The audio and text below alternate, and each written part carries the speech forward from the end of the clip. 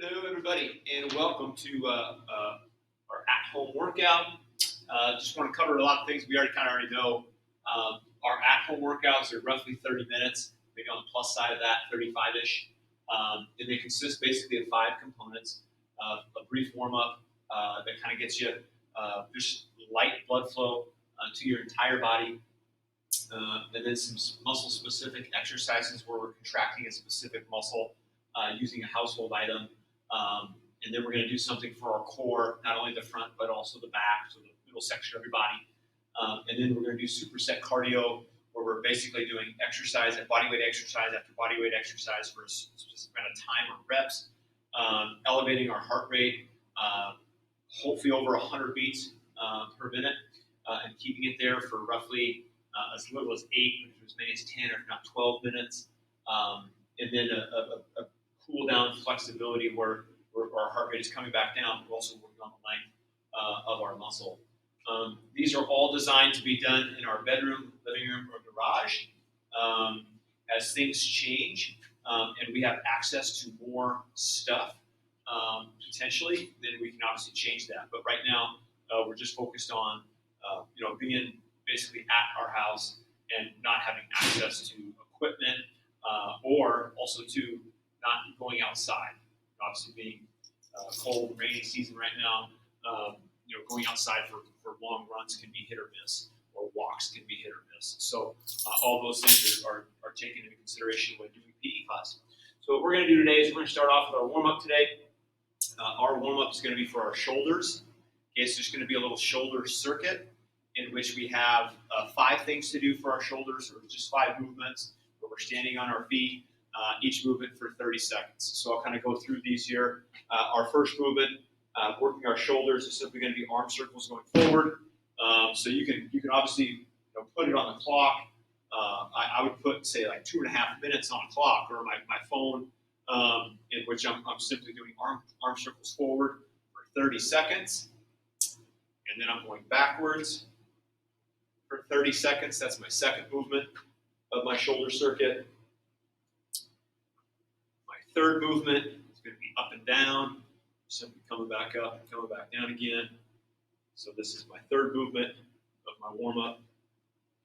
My fourth movement of my warm-up, get 30 seconds each. It's going to be called hugs. That's where I go wide and come back. Wide and come back. So now we're going horizontal. Give yourself a hug. Coming back together again. That's my fourth. My fifth and final of my shoulder circuit is going to be 1 up, 1 down. So now we're going to alternate 1 up, 1 down for 30 seconds. So we're going to do 5 things, each for 30 seconds. Go ahead and pause the video, and then we'll come back and do some muscle-specific exercises.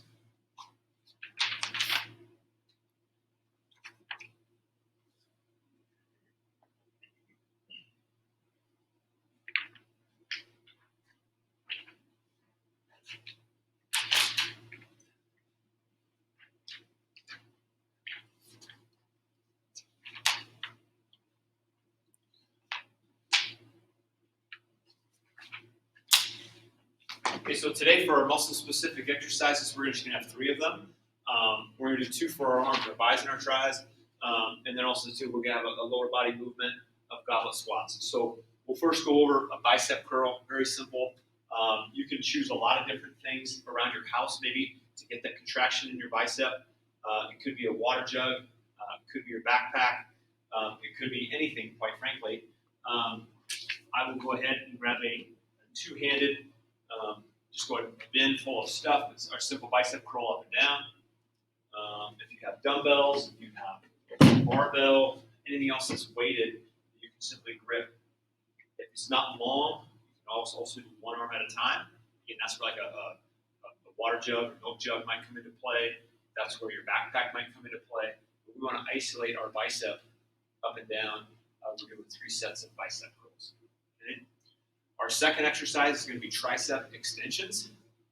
And it's basically, I would take the exact same household product or piece of equipment that you have from biceps to simply rotate it over to triceps. So now, if I am using this with 2 hands, I would stand.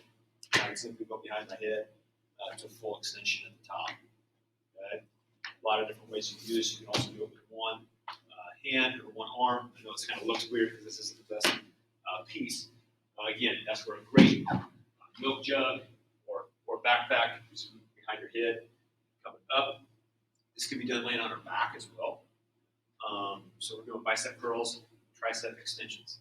Our third lift, our third exercise is going to be goblet squats. So now we want to get into our lower body. A goblet squat is where you hold some resistance in front of your body, basically about chest high.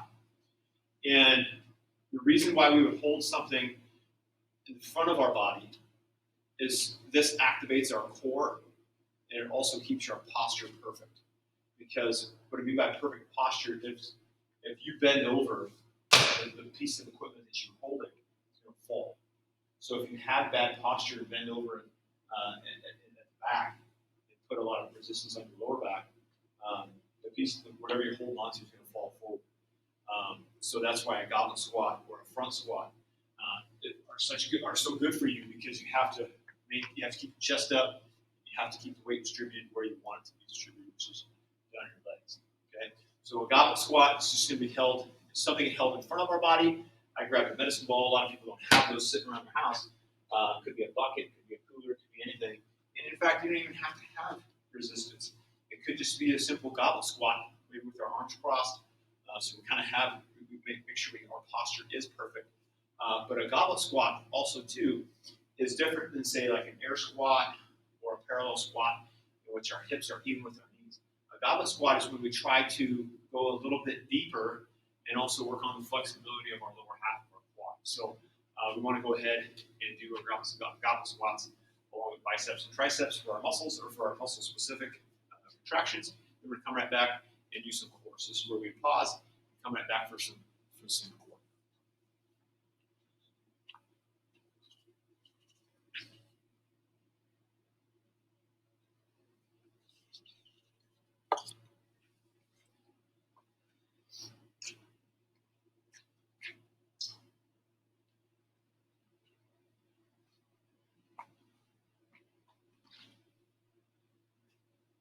Okay, so now we're coming back to our core, and we're going to do two exercises in our core today, one for front, one for back. The one for our front is going to be called a Russian twist, and that's where you could or could not have resistance, totally up to you. You can just simply grab something. We're just going to go ahead and grab something in which our feet are flat, our knees are bent, and we go back and forth, and we tap and touch with our piece of resistance. So we twist.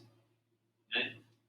So it's called a Russian twist. If you do not want resistance, that's fine. Okay? You can simply go back and forth with hands. So now we're working our abdominals horizontally, going back to back for our second lift today, or second exercise today for our core is going to be a glute bridge. And so now we're looking into our glutes or our hamstrings and our lower back.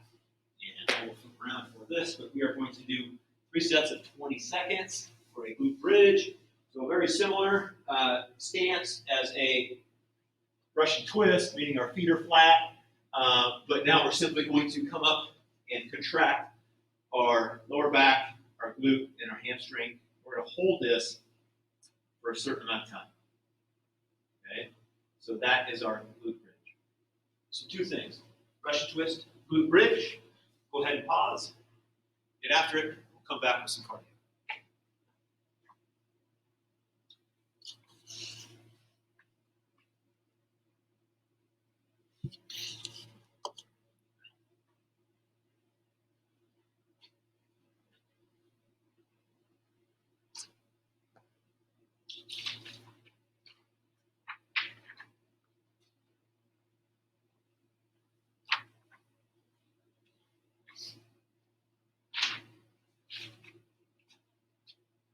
Okay, so for our superset cardio today, we're going to do 3 exercises.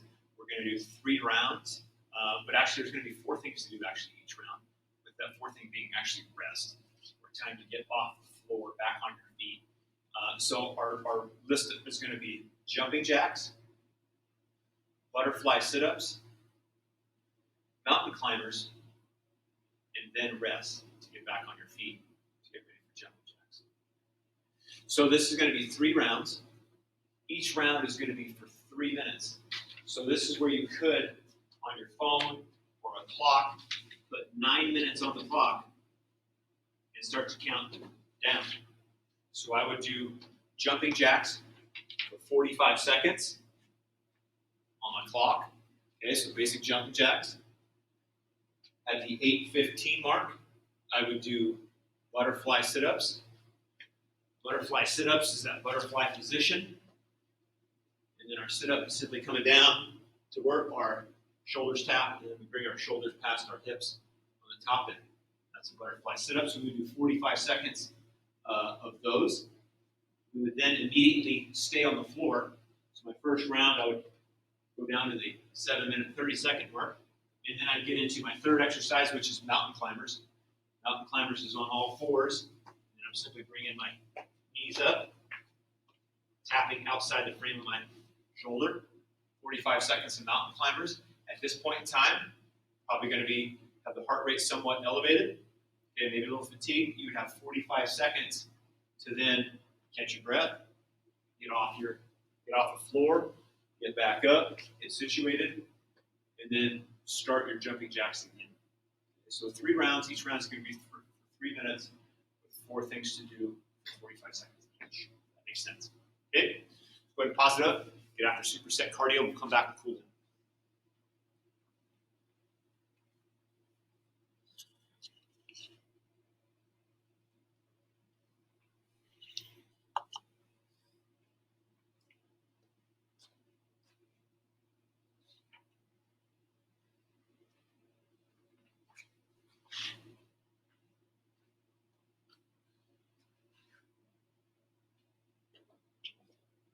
Okay, now we'll go ahead and cool down and work on our flexibility. So we're going to do this for 4 minutes. So you could put, again, 4 minutes on a clock if you really want to. More importantly is that we feel our stretch, but we're going to be doing just 2 stretches, but focusing for 1 minute on each side. So our first one is going to be a standing quad and reach, or quad and stretch. So I'm standing, getting my feet elevated, putting it on the wall, putting it on a couch, putting it on wherever, but I'm working on its elevation, but I'm also working on its distance. So I want to try to get my feet somewhat far apart, okay? And then I'm simply reaching up, and now I'm bringing my shoulders and my upper body as far back as possible. Okay, so we should be able to feel stretch from hip to knee, and at the same time, we are also now flexing the other half abdominals as we reach. Okay, so we're going to do that for a minute, continue to get back and back and back, and then we flip sides, and we would do that for a minute. So we would have our right leg elevated, and our left hand up, again reaching back. So a minute each. We would then focus on just one specific muscle, small in size, but it kind of gets overlooked at times, and that's we're going to simply stretch our calf. And we want to stretch our calf because we also want to get into our Achilles tendon. So hopefully we should be able to feel it in there. All we want to do is get our toes higher than our heel on the wall. Okay? We want to push, kind of drive that knee forward. We want to feel it on the bottom half of our calf into our Achilles. We drive and push our knee forward. We should feel that. Make sure we feel stretch, not sharp pain. We want to hold that for a minute. As you hold these stretches for minutes, like for a minute or 2 minutes, whatever we're asking you to do, the muscle expands like a rubber band. We need to keep it expanded for a certain amount of time. And as that time expires, we want to continue to just try and stretch it just a little bit by little throughout the entire time. So gone are the days of stretching for 10 or 15 seconds. Now we want to stretch that muscle like a rubber band and keep it that way and work on its flexibility and get out all the lactic acid and other things that might be inside of us. Okay? Hopefully you had a great workout today. We'll come back and we'll do it again. Just know that our semester is going to end somewhat soon. And so if you have any questions, holler.